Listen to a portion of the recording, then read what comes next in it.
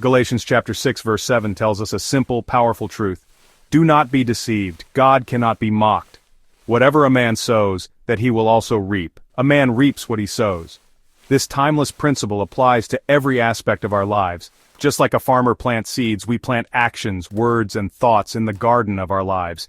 Each seed we plant has the potential to grow into something significant. And just like the farmer, we will reap a harvest based on what we've sown. The quality of our harvest depends on the quality of our seeds. This principle is woven into the fabric of life.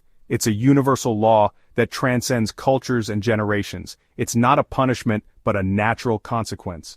Just as the sun rises and sets, so too do our actions bring about results. Imagine planting apple seeds and expecting oranges. It's an absurd expectation. That's not how nature works. Nature follows its own rules, and so do our lives. Our choices have consequences, shaping the world around us and within us. Every decision creates a ripple effect.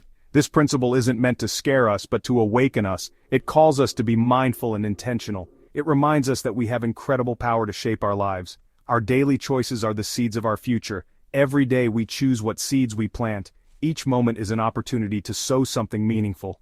Will we choose seeds of kindness, love, and truth? These seeds can grow into a beautiful harvest, or will we sow anger, bitterness, and deceit? The harvest awaits, and it will reflect the seeds we've planted. Think of your life as a garden, a place where every action, word, and thought you have is like a seed. Every word you speak is like a seed, carrying the potential to grow into something beautiful or harmful. Kind words are like sunflower seeds, bringing brightness and joy to those around us. Harsh words, on the other hand, are like thorns, causing pain and pushing others away, creating barriers. Our actions are seeds too, each one contributing to the garden of our lives. A helping hand is a seed of love, growing into strong bonds of friendship and community, nurturing connections. A selfish act is like a weed, choking the life out of relationships. Even our thoughts matter deeply. Positive, hopeful thoughts are like nourishing rain, helping our spirits bloom and thrive. Negative, fearful thoughts are like a drought, drying up our joy and leaving us barren, devoid of happiness. Every day we choose what to plant in our garden, deciding the future landscape of our lives. Let's choose wisely, remembering that the harvest we reap will depend on the seeds we sow, shaping our destiny. We've all seen the harvest of negative seeds. Gossip, like a thorny vine, can quickly entangle a community in suspicion and distrust. It leaves behind hurt feelings and broken relationships, a bitter harvest no one enjoys. Greed is like a weed, choking out generosity and contentment. It promises happiness but delivers only emptiness, leaving us craving more and never satisfied. Anger, unforgiveness, and deceit, these seeds produce a harvest of pain, isolation, and regret. They poison our relationships and dim the light within us. But there's good news. Just as we reap what we sow, we can choose to stop sowing destructive seeds. We can pull out the weeds of negativity and choose life-giving seeds instead. Flowers of kindness, fruits of the Spirit.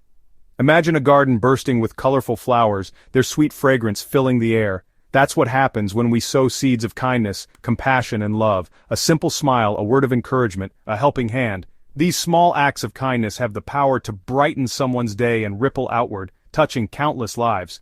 Generosity, forgiveness, patience, and self-control.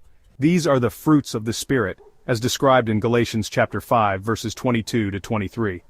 When we cultivate these qualities within ourselves, we reap a harvest of peace, joy, and fulfillment. Our lives become a source of blessing to others, and we experience the deep satisfaction that comes from living in harmony with God's design.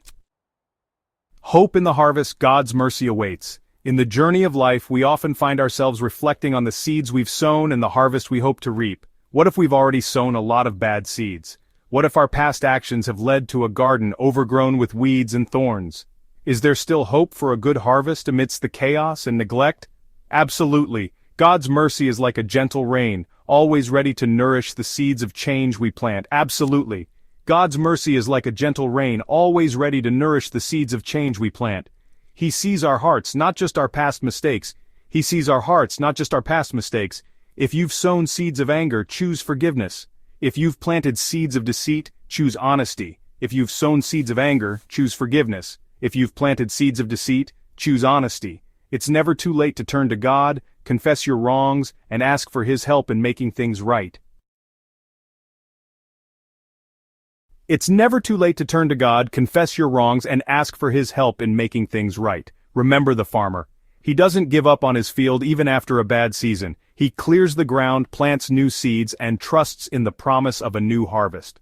With God's help, we can do the same in our own lives. Let's choose to be intentional about the seeds we sow, trusting that God will bless our efforts and bring forth a harvest of goodness and love. In the end, the garden of our lives can be transformed into a place of beauty and abundance, reflecting the mercy and grace of God.